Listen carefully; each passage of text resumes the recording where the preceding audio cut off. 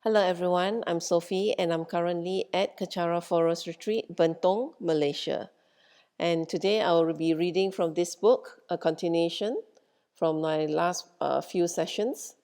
This is Gurus for Hire, Enlightenment for Sale, an insider's guide into the relationship between spiritual teachers, students, and centers.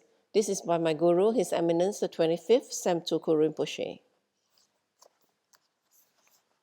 I'll be reading from page 114, the difference between a center related to a mother monastery and one that is not.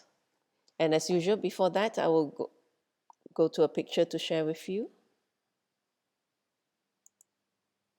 Right, that was the first one. Yes, this is the one. This is in Wisdom Hall in Kechara Forest Retreat, where everyone is making an offering of kata to our Guru's throne. Okay, page 114. The difference between a center related to a mother monastery and one that is not. Centers that operate on their own have their own benefits and disadvantages, as do centers that operate on the basis of belonging to a larger institution.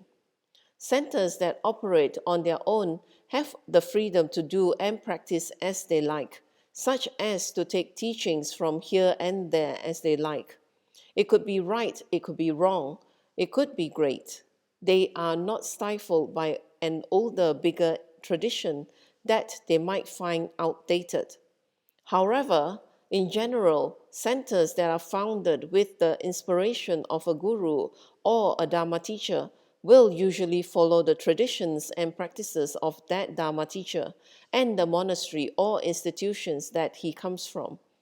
For centers that are under the flagship, direction, inspiration, and blessings of a bigger institution, such as ours being related to Ganden Monastery, there are rules and regulations we must follow or apply that may not always be applicable for lay people because the rules are more suited to monks and the Sangha.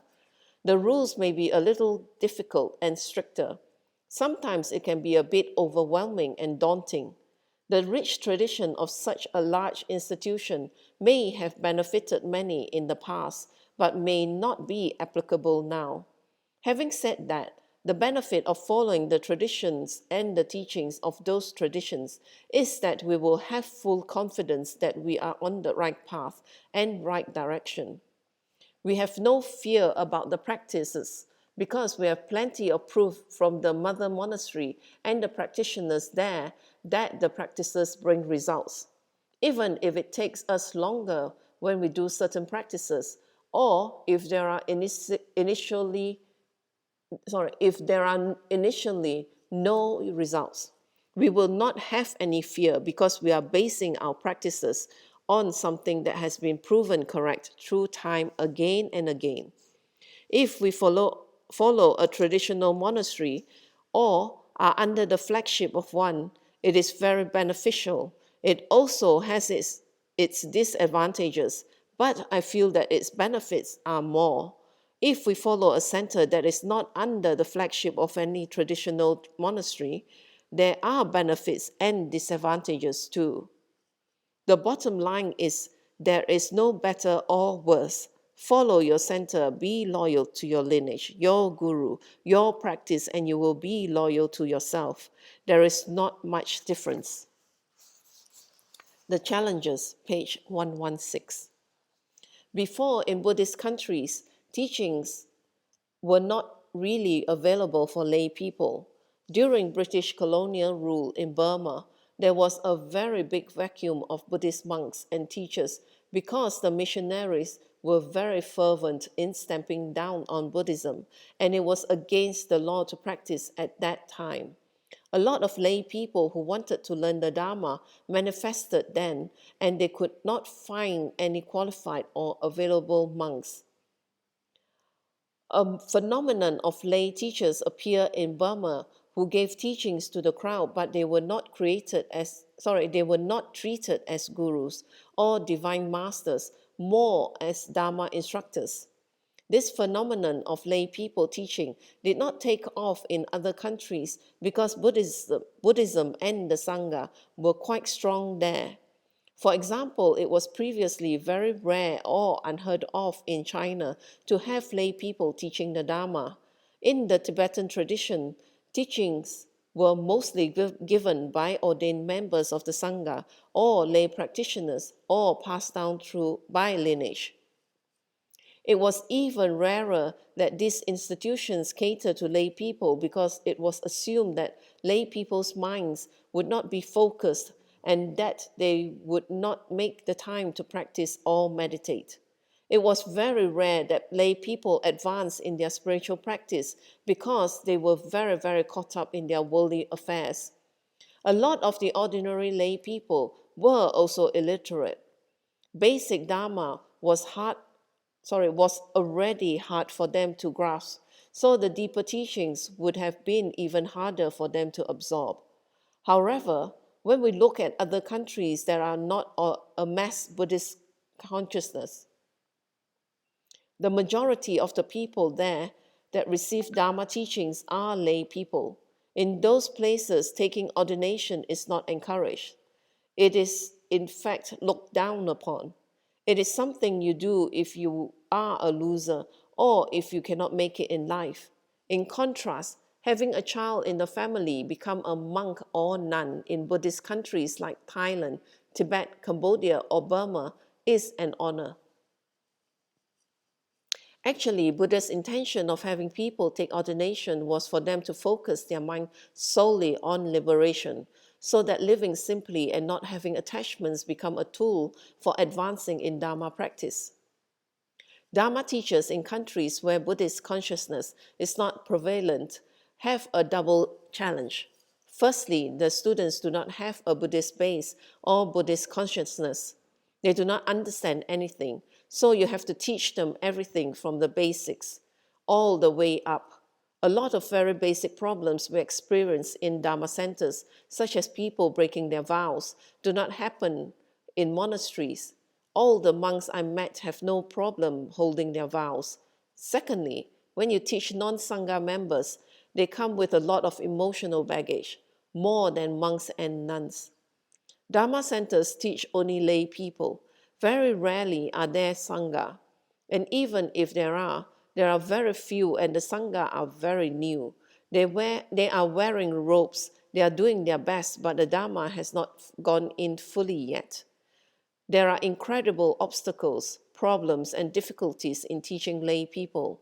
Any Dharma teacher will find that a tremendous challenge and almost daunting. Some Dharma teachers go back to their monasteries because it is too much for them to handle. Teaching lay people is a very difficult phenomenon, and that is part of the reason Dharma centers have problems raising funds and getting people to abide by rules.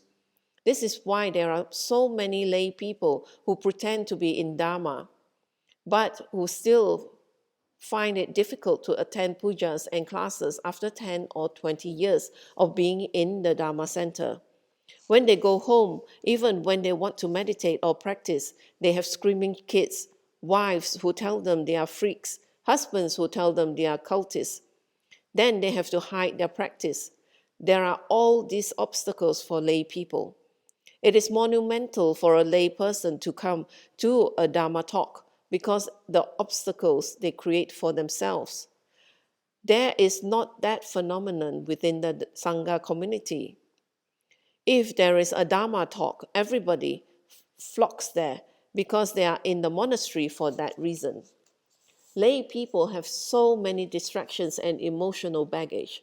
Sometimes they can come to a Dharma gathering, sometimes they cannot. It all depends on their schedule, their kids, attachments, entertainment, business, money. It depends on so many factors. Sometimes they just create the obstacles for themselves because they are always immersed in themselves. Some lay people take a little bit of what they want from the Dharma, but when they go back home, they have no support for them to do more Dharma than, to do more Dharma than the little bit they are doing.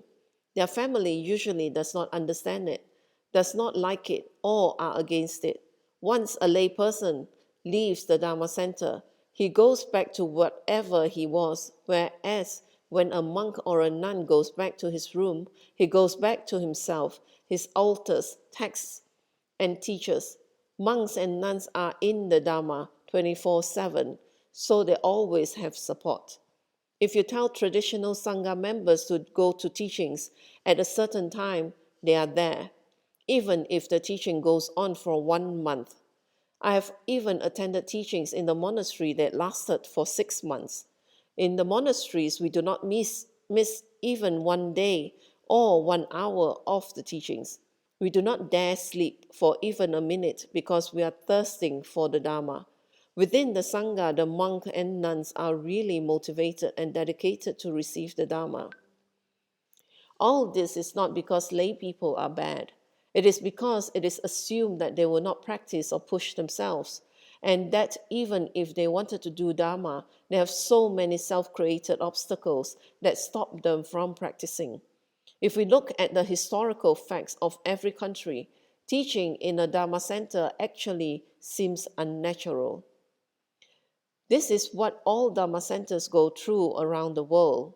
When His Holiness the 14th Dalai Lama is giving a discourse, prior, in between, and after the Kalachakra initiations and teachings, we see Tibetan lay people on the outskirts attending the teachings, having tea, taking a nap, talking, listening to the news when the Kalachakra is going on right there.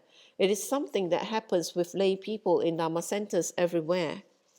When the teacher has to deal with lay people from a different culture, it is another whole new challenge. They do not understand a simple thing like offering katas. They question and they want a 3-hour explanations about katas. So the teacher explains, to receive Dharma, we need to make merit. In order to make merit, we need to offer something. By offering something, we create and receive the merit. Then they ask, what's merit? Why create merit? I've already got merit. Then the teacher gives another 3-hour explanation on why they need to create merit so they can buy katas, so they can offer it back to the teacher. After the students offer the kata to the teacher and the teacher puts it back on around their head, it starts again. Why did you put it back on my head? I already offered it to you. After the teacher explains things to them for 6 hours, they leave the room all happy and floating on a cloud with a halo. Then the next clown walks in and asks, why do I need to offer a kata? In Tibet, the sponsors take care of everything and the sponsors encourage other sponsors. It is a well-known fact in the Buddhist world that to sponsor a guru, especially a teaching guru, is very meritorious because the best, most supreme Dharma action we can do is giving and receiving teachings as it brings Dharma to other people. The sponsors in traditional Buddhist societies donate because they know they cannot do as much or spread the Dharma as much as the guru. So they sponsor the guru to teach and do because they believe in him. They understand the merit of sponsoring. Sponsorship does not just mean to help with money.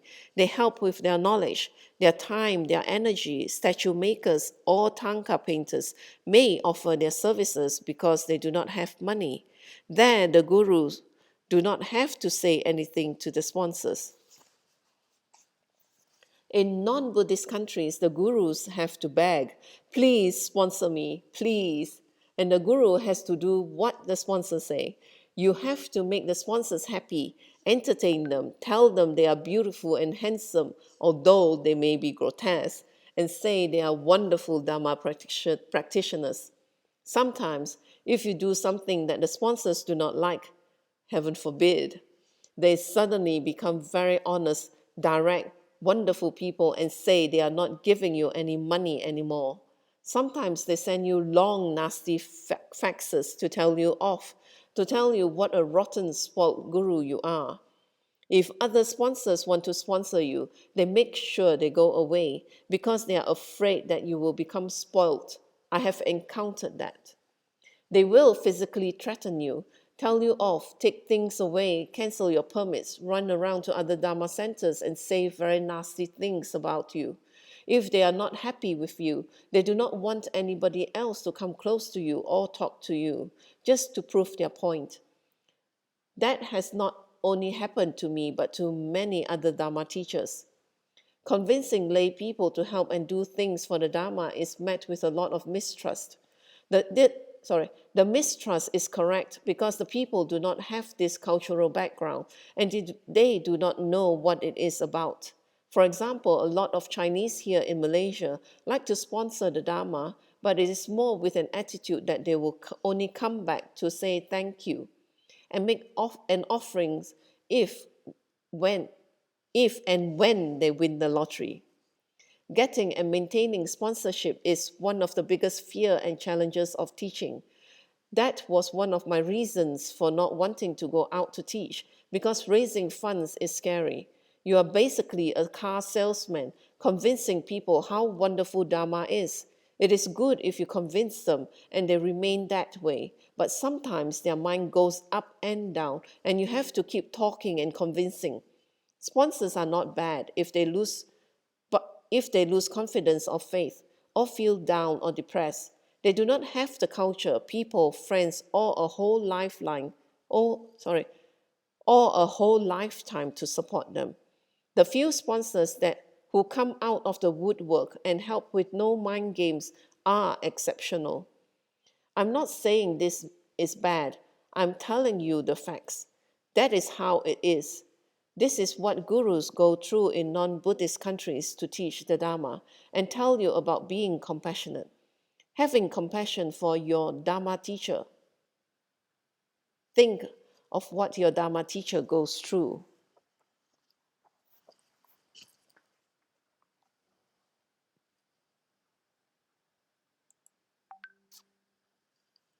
So that is how you should view, well, how much problems and obstacles, Rinpoche faces when he set up Dharma centers, in Malaysia. And this is not only exclusive to him, this is like to a lot of other gurus, all over the world.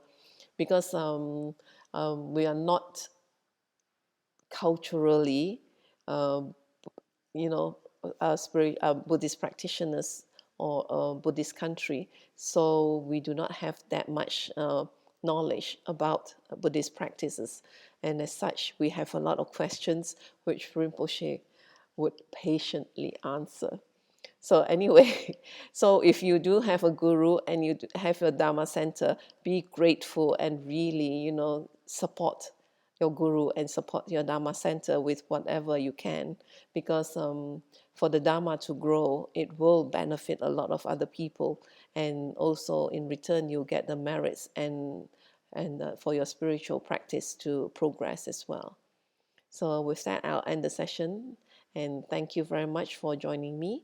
And I'll end this session with a completion dedication in Tibetan. Yang Yo Sancho Rinpoche, Mage Panam Ge Yushi, Ge Panam Pame Payang, Gone Godu Pewashu, Tony Do Rinpoche, Mage Panam Ge Yushi, Ge Panam Pame Payang, Gone Godu Pewashu, Daso Jini Sapage Wadi, Tantandro Aguna Gampadang, Jepa Jesu no Santrapai, Tamping Imporidusa Se Sho, Kewa Kuntu Yandala Madan, Drami Chuki Palalon Choching, Sadam Nangi Yote Razone, Doje Changi Ngopangatushu. Gewadi yududa lama sangyo droyone droa chikia malupa de isala gopasho choki kya posongapa chosu nampa pewala geki samasi wadan tunki malu sangwasho dadam sangi desendan droa songi latene gewa lo santrapai tampa yuriva geushi ni modele sendele ni migunyandele shin ni sintatu dele pa kunchu sungi jingilo kunchu sungi ngotuso kunchu sungi trasi sho jesu nama kusen rapting ching nam katrini chochu ke padang losam tempe drome sop sungi droe munsa tato ni gyushin gangwe rawe koe shin kamdem pendan dewa malu gyo ene chen rense wan ten singet soi shape shide baru ten gyushin Om tom pe ngo dro ma lu pa den den da la sao du so ko dan den pa long shot nam ke pa so shik shuk ten sao. Again, thank you for joining me, and I do hope that you join me again for my next session.